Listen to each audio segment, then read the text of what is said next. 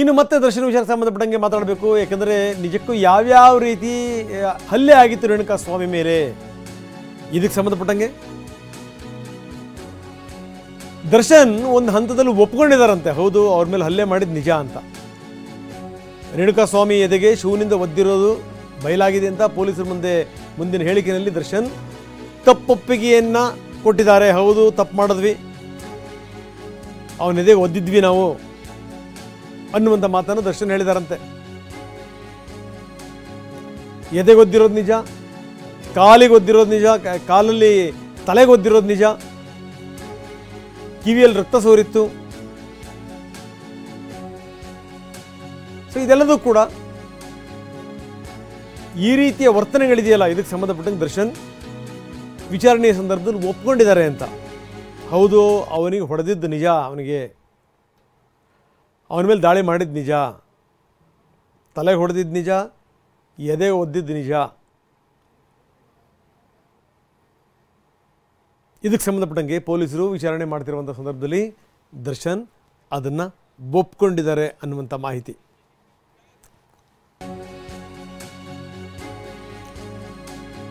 ಇನ್ನು ದರ್ಶನ್ ವಿಚಾರಣೆಯ ಸಂದರ್ಭದಲ್ಲಿ ಪೊಲೀಸರ ಮುಂದೆ ತಪ್ಪು ಒಪ್ಕೊಂಡಿದ್ದಾರಂತೆ.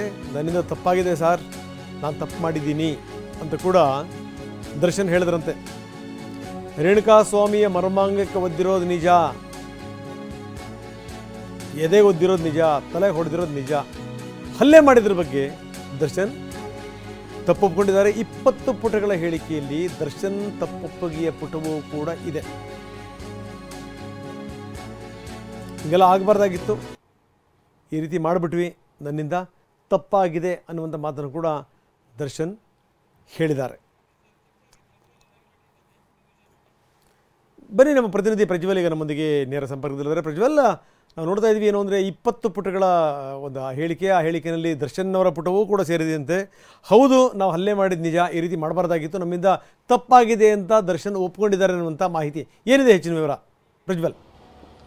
ರಂಗನಾಥ್, ಈ ಪ್ರಕರಣದಲ್ಲಿ ರೇಣುಕಾ ಸ್ವಾಮಿ ಕೊಲೆ ಪ್ರಕರಣದಲ್ಲಿ 17 ಜನ ಆರೋಪಿಗಳನ್ನ ಏನು ಅರೆಸ್ಟ್ ಮಾಡಿದ್ವು, ಈ 17 ಜನ ಆರೋಪಿಗಳ ಕಡೆಯಿಂದನೂ CRPC 161 ಅಡಿಯಲ್ಲಿ ಸ್ವಇಚ್ಛಾ ಹೇಳಿಕೆಯನ್ನ ಪೊಲೀಸರು ದಾಖಲು ಮಾಡ್ಕೊಂಡಿದ್ದಾರೆ. ಅದರಂತೆ ದರ್ಶನ್ ಅವರ ಹೇಳಿಕೆಯನ್ನು ದಾಖಲು ಮಾಡ್ಕೊಂಡಿದ್ದಾರೆ.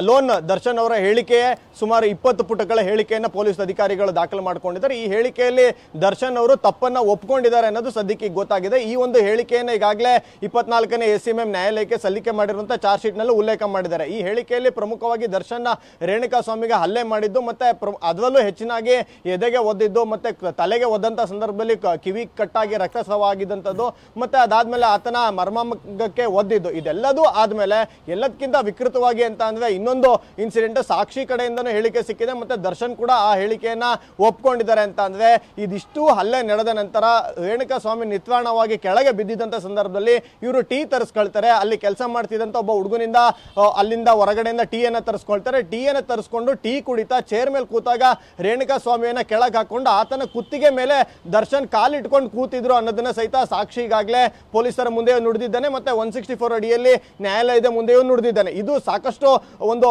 ಕ್ರೂರತೆಯನ್ನ ಈ ಕೊಲೆಯಲ್ಲಿ ದರ್ಶನ್ ಎಷ್ಟರ ಮಟ್ಟಿಗೆ ವಿಕೃತತೆಯನ್ನ, ಎಷ್ಟರ ಮಟ್ಟಿಗೆ ತನ್ನ ಮೃಗೀಯ ವರ್ತನೆಯನ್ನ ತೋರಿಸಿದ್ವು ಅನ್ನೋದನ್ನ ಗೊತ್ತಾಗುತ್ತೆ ರಂಗನಾಥ್. ಓಕೆ, ಧನ್ಯವಾದ ತಮ್ಮೆಲ್ಲ ಮಾಹಿತಿಗೆ.